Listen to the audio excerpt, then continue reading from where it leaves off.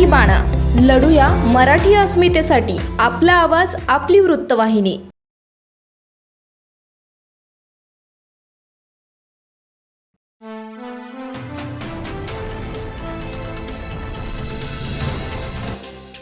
कोरोनाच्या तिसऱ्या लाटेला तोंड देण्यासाठी जिल्हा प्रशासन सज्ज झाले आहे. संपूर्ण जिल्ह्यात सध्या सुमारे 20,326 बेड उपलब्ध असून त्यापैकी 9,044 ऑक्सिजन बेड्स आहेत. एप्रिल 2021 मध्ये आढळून आलेल्या जिल्ह्यातील एका दिवसाची सर्वोच्च रुग्णसंख्या लक्षात घेऊन त्यांच्या 3 पट ऑक्सिजनची उपलब्ध करण्याचे नियोजन सुरू असल्याचे जिल्हाधिकारी राजेश नार्वेकर यांनी सांगितले आहे. जिल्ह्यातील ज्या नागरिकांनी अद्याप आपला पहिला किंवा दुसरा डोस घेतला नसेल त्यांनी त्वरित घ्यावा. मास्कचा वापर, सुरक्षित अंतर, हात धुणे या कोरोना त्रिसूत्रीचा अवलंब करून कोरोनाला रोखण्यासाठी प्रयत्न करण्याचे आवाहन जिल्हाधिकाऱ्यांनी नागरिकांना केले आहे.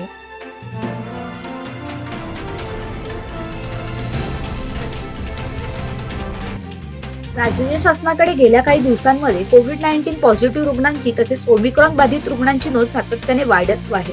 राज्य शासनाने आर्थिक, सामाजिक, मनोरंजन व सांस्कृतिक क्षेत्रावरील निर्बंध घालण्याचे ठरवले आहे. यामध्येच लग्न समारंभ दरम्यान बंदिस्त जागा किंवा मोकळ्या जागेत एकूण उपस्थितांची कमाल संख्या 50 व्यक्ती इतकी मर्यादित असून सामाजिक, राजकीय आणि धार्मिक कार्य तसेच मेळाव्यांच्या बाबतीत बंदिस्त जागा किंवा मोकळ्या जागेत उपस्थितांची संख्या व्यक्ती मर्यादा 50% राहील. अंतिम संस्कारांच्या बाबतीत उपस्थितांची संख्या 20% मर्यादित राहिली असून ठाणे पोलीस आयुक्तालयात पर्यटकांचे केंद्र अशा जागा ज्या ठिकाणी मोठ्या प्रमाणात जनसमुदाय आकर्षित होऊ शकतो जसे की समुद्र किनारे, खुले मैदान इत्यादी ठिकाणी दिलेल्या सूचनानुसार हे आदेश पाळण्यात यावे असे अंमलात राहील.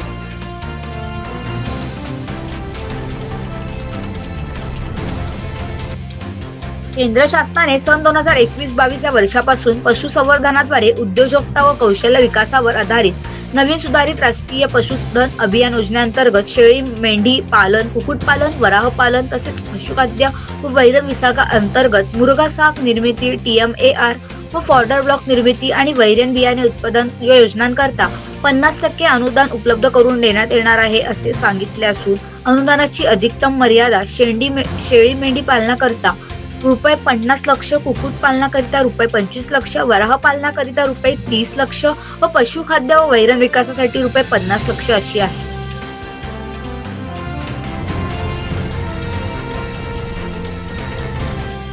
ठाणे शहरासह संपूर्ण ठाणे जिल्हा व सुधागड तालुका स्तरावर सामाजिक, शैक्षणिक व क्रीडा क्षेत्रात 46 वर्षे सातत्याने कार्यरत असलेल्या सुधागड तालुका रहिवासी सेवा संघ या संस्थेची विशेष साधारण सभा मंगळवार 4 जानेवारी 2022 रोजी संस्थेचे मुख्य कार्यालय दुर्वारकर सरोदर्शन गृहनिर्माण संस्था, चंदनवाडी, ठाणे येथे संपन्न झाली असून 19 डिसेंबर 2021 रोजी संपन्न झालेल्या सर्वसाधारण सभेत मंजूर करण्यात आलेल्या महत्त्वाच्या ठरावास विद्यमान सभेत मान्यता देण्यात आली.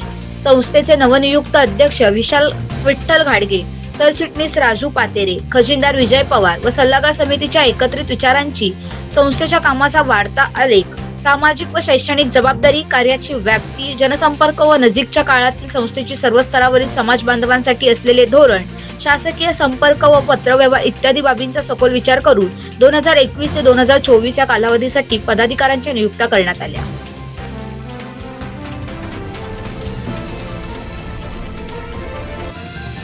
नायगाव येथील BDD चाळ पाडल्यानंतर रिक्त जागी होणाऱ्या नव्या इमारतींच्या बांधकामामुळे नायगाव BDD चाळीच्या पुनर्विकास प्रकल्पातील पहिल्या टप्प्याला प्रारंभ होत आहे. BDD चाळीचा पुनर्विकास प्रकल्प लवकरच जलद गतीने पूर्ण करून मार्गी लावला जाईल असे गृहनिर्माण मंत्री जितेंद्र आव्हाड यांनी सांगितले. मुंबईतील नायगाव BDD चाळीतील चाळ क्रमांक 5B आज निष्कासित करून पाडण्याचे काम सुरू करण्यात आले आहे. त्या ठिकाणी नवीन इमारतींच्या बांधकामाला लवकरच प्रारंभ केला जाणार आहे. BDD चाळीच्या प्रत्येक दगडाला इतिहास असून सामाजिक, सांस्कृतिक चळवळीची साक्ष देणाऱ्या चाळी आहेत. सुमारे 100 वर्ष जुन्या या चाळीतील इमारतींच्या पुनर्विकासाद्वारे येथील रहिवाशांना सर्व सुविधायुक्त मोठे घर देऊन त्यांच्या जीवनमानाचा दर्जा उंचावण्याचे अनेक वर्षांपासून पाहिलेले स्वप्न आज नायगाव BDD चाळीतील चाळ क्रमांक 5B निष्कासित करून प्रत्यक्षात साकारत आहे.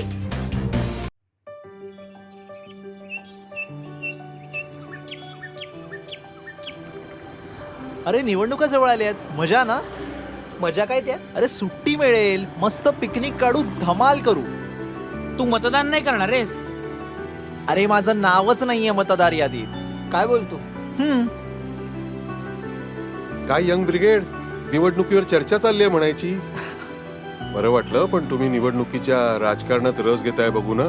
बघा ना काका, अहो मी यांना हेच म्हणतोय की आपण मतदान केलं पाहिजे.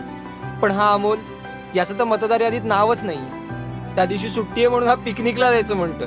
का रे, तुझं नाव का नाही मतदार यादीत? अहो काका, माझं नाव अजून नोंदवलंच नाहीये मतदार यादीत. आणि काय फरक पडतोय, मी एकट्याने मतदान केलं नाही तर काय होणार आहे? अरे असं कसं म्हणतोस? तुझ्यासारखा विचार जर प्रत्येकाने केला तर कसं होईल? आज 18 वर्ष पूर्ण केलेले हजारो करोडो तरुण असतील भारतामध्ये. त्या सगळ्यांनी तसा विचार केला तर?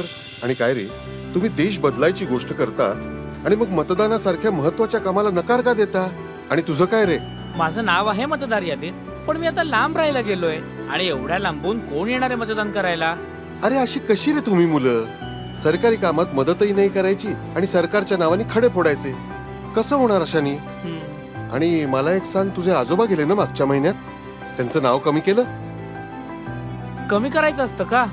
अरे म्हणजे काय, आपल्या घरातला एखादा सदस्य कमी झाला असेल तर त्याची माहिती निवडणूक आयोगापर्यंत पोहोचवायची जबाबदारी आपलीच असते. अरे 18 वर्ष पूर्ण झाल्यावर मतदार यादीत नाव नोंदवणं, तसंच आपल्या घरचा पत्ता बदलला असेल, म्हणजेच एका शहरात परंतु दुसऱ्या विभागात राहायला गेलो असू तर तशी नोंद मतदार यादीत करणं ही आपलीच जबाबदारी आहे. सगळंच सरकारवर ढकलून कसं चालेल बरं? स्वतःची जबाबदारी ओळखा. स्वतः तुम्ही जबाबदार नागरिक आहात, तेव्हा मतदार याद्या अद्ययावत करण्याकरता स्वतः पुढाकार घ्या. हो. काय मग, करणार ना सरकारला मदत? हो. मतदार नोंदणीसाठी अर्ज करा व मतदार यादीत नाव नोंदवा. आजच मतदार यादीमध्ये नाव नोंदणीसाठी www.nvsp.in या संकेतस्थळाला भेट द्या. तुमचं नाव मतदार यादीत असल्याची खाली दिलेल्या संकेतस्थळावर खात्री करा. https://ceo.maharashtra.gov.in किंवा 1800-221950 या टोल फ्री क्रमांकावर कॉल करा. 18 वर्षानंतर फक्त संज्ञान नको, सुजाण आणि जबाबदार नागरिक व्हा आणि मतदार याद्या अद्ययावत करायला चला सरकारला मदत करा.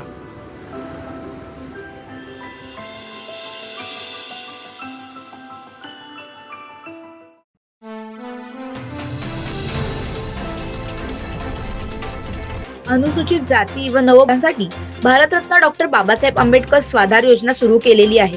या योजनेकरिता सन 2020-21 व सन 2021-22 मधील पात्र विद्यार्थ्यांनी स्वतः ऑफलाईन अर्ज भरून परिपूर्ण अर्ज इतर कागदपत्रांसह सहाय्यक आयुक्त समाज कल्याण मुंबई शहर यांच्याकडे 28 फेब्रुवारी 2022 पर्यंत पाठवावे असे आवाहन करण्यात आले आहे.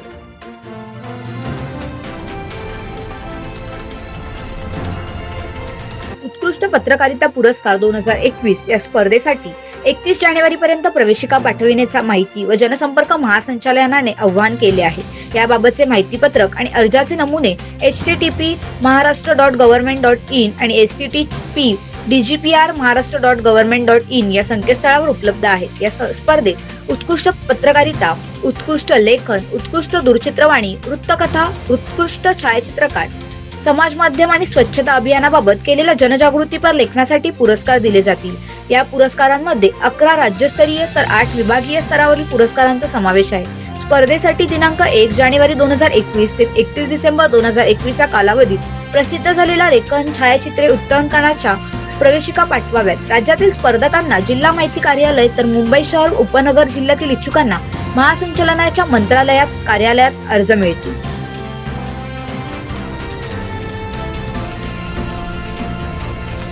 आर्थिकदृष्ट्या मागास आरक्षणासाठी कमाल 5 एकर जमीन धोरणेच्या मर्यादेची अट शेतकऱ्यांवर अन्याय करणारी आहे. या संदर्भात राज्य मंत्रिमंडळामध्ये चर्चा करून ही अट शिथिल करण्यासाठी केंद्र सरकारकडे मागणी केली जाईल, असे सुतोवाच सार्वजनिक बांधकाम मंत्री अशोक चव्हाण यांनी केले.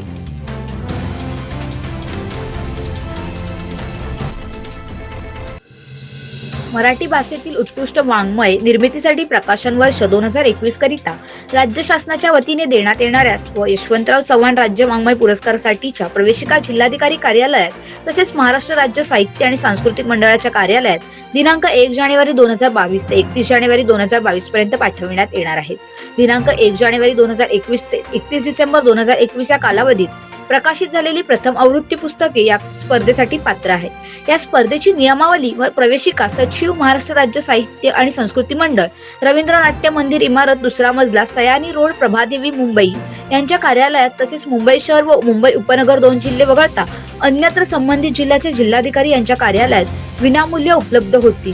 महाराष्ट्र शासनाच्या www.maharashtra.government.in या वेबसाईटवर नवीन संदेश या सदरात स्व यशवंतराव चव्हाण राज्य वाङ्मय पुरस्कार 2021 नियमावली व प्रवेशिका या शीर्षाखाली व्हॉट्सअप न्यू या सदरात late Yashwantrao Chavan state literature award 2021 rules book and application form या शीर्षाखाली व महाराष्ट्र राज्य साहित्य आणि सांस्कृतिक मंडळाच्या https sahityamarathi.government.in या संकेतस्थळावर प्रवेशिका व नियम पुस्तिका उपलब्ध होतील.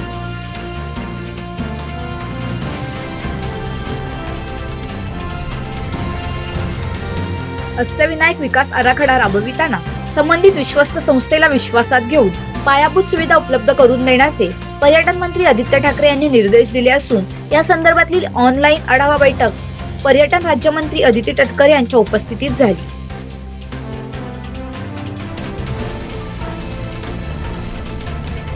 एक सेवाव्रती समर्पित व्यक्तिमत्व काळाने आपल्यातून हिरावून घेतले आहे अशा शब्दात सार्वजनिक बांधकाम मंत्री अशोक चव्हाण यांनी ज्येष्ठ समाजसेविका सिंधुताई सपकाळ यांच्या निधनाबद्दल शोकभावना व्यक्त केली.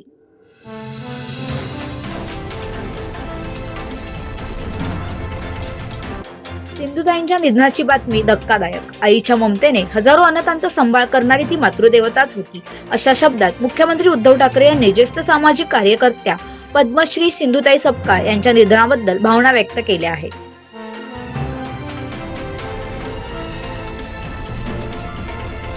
समाजातील हजारो अनाथ मुलामुलींचा सांभाळ करून त्यांच्यावर मायेची पखरण करणाऱ्या ज्येष्ठ समाजसेविका पद्मश्री सिंधुताई सपकाळ यांच्या निधनाने महाराष्ट्राच्या सामाजिक क्षेत्राची मोठी हानी झाली आहे. या शब्दात उपमुख्यमंत्री अजित पवार यांनी सिंधुताईंना श्रद्धांजली वाहिली.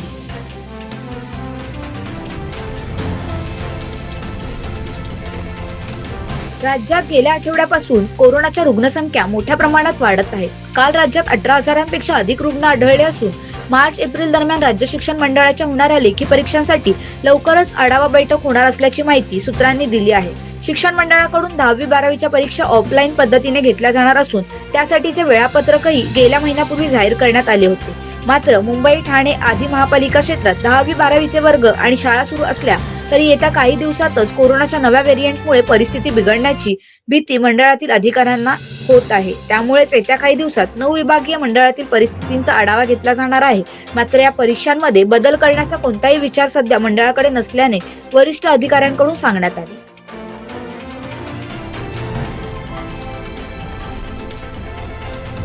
चार वर्षापूर्वी सुरू झालेल्या शिर्डी आंतरराष्ट्रीय विमानतळाने 10 लाख प्रवासी वाहतुकीचा विक्रमी टप्पा ओलांडला आहे. विमानसेवा देणाऱ्या सर्व कंपन्यांशी संपर्कात राहून नवीन प्रवासी सुविधा निर्माण केल्यामुळे हे लक्ष्य साध्य करता आले.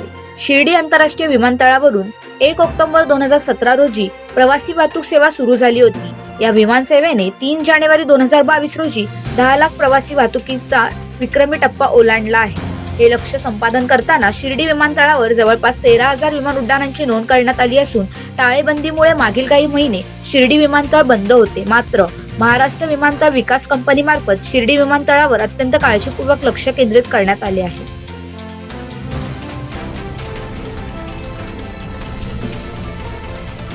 अनाथांसाठी सेवा कार्य करणाऱ्या ज्येष्ठ सामाजिक कार्यकर्त्या व पद्मश्री पुरस्काराने सन्मानित सिंधुताई सपकाळ यांचे मंगळवारी उपचारादरम्यान निधन झाले.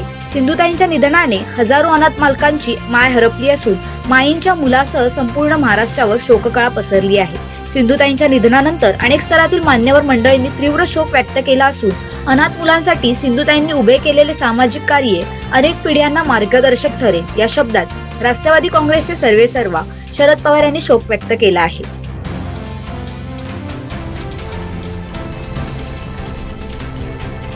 महाराष्ट्रासमोरील कोरोना विषाणू संसर्गाच्या तिसऱ्या लाटेचे संकट समोर टाकले असताना राज्याचे उच्च तंत्र व शिक्षण मंत्री उदय सामंत यांनी राज्यातील अकृषी विद्यापीठांच्या कुलगुरू आणि शिक्षण विभागाच्या अधिकारी, विभागीय आयुक्त आणि जिल्हाधिकारी यांची तातडीची बैठक घेतली असून या बैठकीत राज्यातील विद्यापीठे आणि त्या अंतर्गत येणाऱ्या महाविद्यालयांमध्ये ऑनलाईन शिक्षण सुरू करावं असा सूर पाहायला मिळाला. महाविद्यालय कशी सुरू राहणार याबाबतचा निर्णय घेतला जाण्याची शक्यता आहे. गेल्या 2 दिवसात राज्यात मुंबई, ठाणे आणि पुणे या शहरातील 1ली ते 9वी आणि 11वीचे ऑफलाईन वर्ग बंद करण्यात आले असून तसा काहीसा निर्णय विद्यापीठ आणि महाविद्यालयांबाबत होण्याची शक्यता आहे.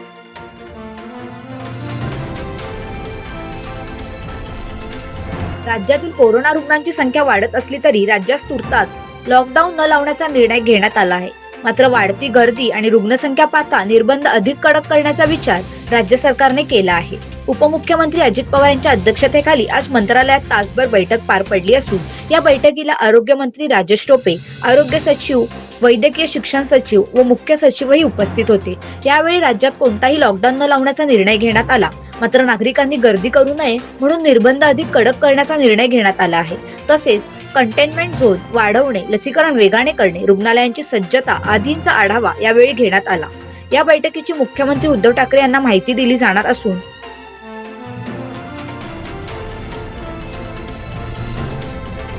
मुंबई महापालिका हद्दीतील 500 चौरस फुटापर्यंतच्या घरांचा मालमत्ता कर रद्द करण्याचा महत्त्वाचा निर्णय महाविकास आघाडी सरकारने घेतला आहे. हा कर पूर्वलक्षी प्रभावाने 2020 पासून लागू करण्यात यावा अशी मागणी काँग्रेसचे मुंबई अध्यक्ष बाई जगताप यांनी केली आहे. राज्य सरकारने अध्यादेश काढून 10 मार्च 2021 रोजी मालमत्ता करातला सर्वसाधारण कर माफ केला. यात जलकर, जललाभ कर, मला आणि सारण कर, शिक्षण उपकर, राज्य शिक्षण उपकर, रोजगार हमी उपकर, वृक्ष उपकर व पथक कर माफ करण्यात आले नव्हते. त्यामुळे एकूण मालमत्तेच्या केवळ 10% कर माफ करण्यात आला आहे. त्यामुळे या रहिवाशांना 2021-20 पासून मालमत्ता करमाफी व्हायला हवी. त्याचप्रमाणे 750 चौरस फुटात राहणाऱ्या रहिवाशांना मालमत्ता करात 60% इतकी सवलत देण्यात यावी अशी मागणी भाई जगताप यांनी केली आहे.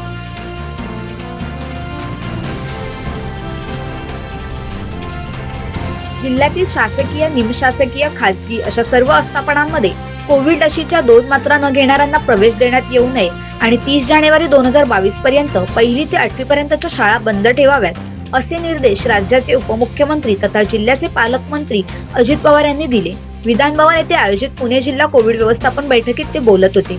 बैठकीत गृहमंत्री दिलीप वळसे पाटील, आरोग्यमंत्री राजेश टोपे, राज्यमंत्री दत्तात्रय भरणे, जिल्हा परिषद अध्यक्षा निर्मला पानसरे, पुण्याचे महापौर मुरलीधर मोहोळ, खासदार गिरीश बापट, वंदना चव्हाण, विभागीय आयुक्त सौरभ राव, जिल्हाधिकारी डॉक्टर राजेश देशमुख आदी मान्यवर उपस्थित होते.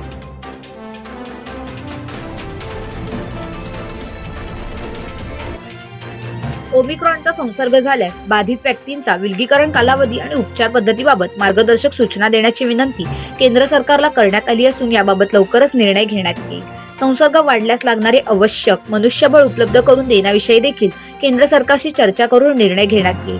कोविडचा संसर्ग वाढल्यास उपचारासाठी आवश्यक औषधांची उपलब्धता तातडीने करून देण्यात येईल. मात्र नागरिकांनी लसीची 2री मात्रा त्वरित घ्यावी असे आवाहन यावेळी करण्यात आले.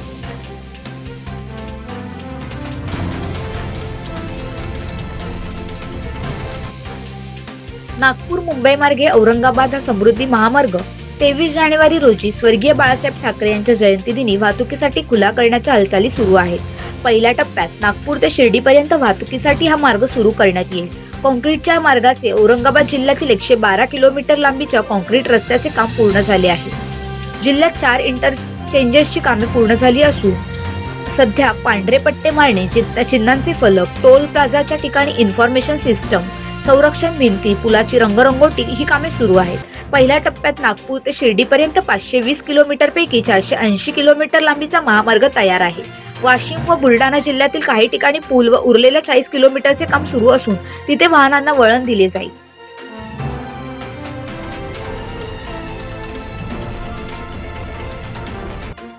मुंबई शहर आणि उपनगरात कोरोनाबाधितांची संख्या झपाट्याने वाढत आहे. रुग्णसंख्येने 20,000चा आकडा ओलांडला तर मात्र केंद्राने घालून दिलेल्या नियमानुसार राज्य सरकार आणि महापालिका नियमांची पूर्तता करेल असे सूचक वक्तव्य मुंबईच्या महापौर किशोरी पेडणेकर यांनी व्यक्त केले. मुंबईकरांना लॉकडाऊनचे संकेत देखील दिले आहेत.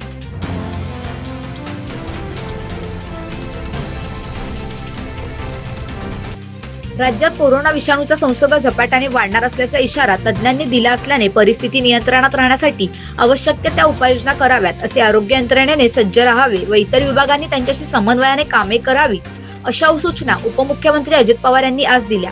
योग्य प्रकारच्या मास्कचा वापर, आरोग्य यंत्रणेकडून मनुष्यबळ, प्रमाणित उपचार पद्धती, विलगीकरण कालावधी आदी विषयांवर कोविड टास्क फोर्सच्या टीम सोबत मुख्यमंत्र्यांनी विस्तृत चर्चा केली आहे. मराठी बाणा या मराठी वृत्तवाहिनीला यूट्यूबवर सबस्क्राईब करा आणि बेल आयकॉन